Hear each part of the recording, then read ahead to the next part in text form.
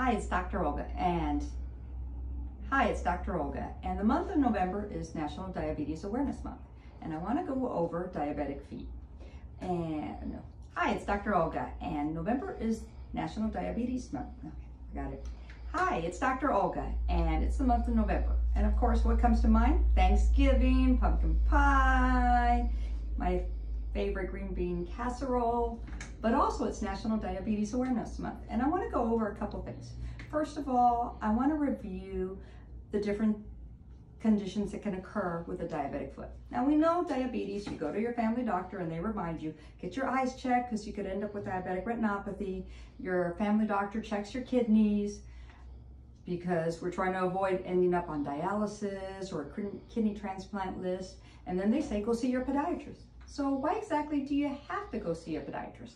Well, my job as your podiatrist, as your diabetic foot expert, is to monitor your feet, make sure and avoid any sores, any possible complications, put you on a healthy path for foot care.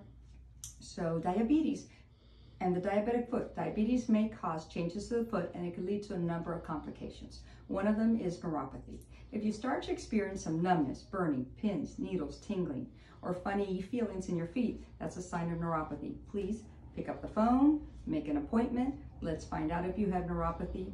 Let's know what we're up against, because neuropathy, eventually a person can step on something in their foot, they can step on something on their shoe, they can get a callus that gets discolored and gets infected. And in all those scenarios, these are all real life scenarios, patients will come in and not realize that there's a foreign body in their foot.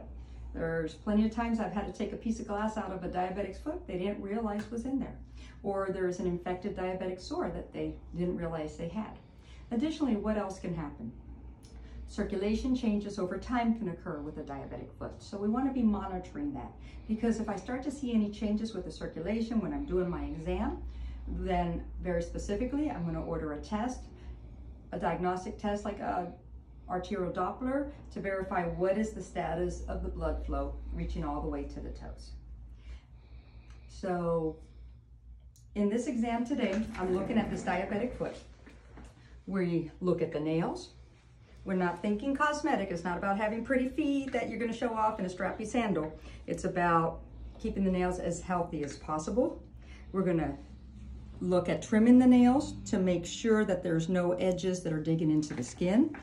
I'm going to examine the skin as well, any dry areas, any scaling areas. Sometimes people think, oh, I just have some dry skin. Well, yes, that does go hand in hand with having diabetic neuropathy, but there also could be a little bit of tinea pedis or skin fungus known as athlete's foot, especially here in Florida because it's so hot and humid. I'm going to check in between the toes for any sores. I'm going to check the bottom of the feet for any sores. I'll do my rest of my exam. You're diabetic, be prepared for having me watch you stand, watch you walk. I'm going to be checking for any changes in the structures of your bones, and we'll come up with our treatment plan, and I'll see you throughout the year to make sure that there's no complications. The essential thing is we're keeping our eyes on your feet, we're monitoring, we're checking, and we're trying to keep them as healthy as possible.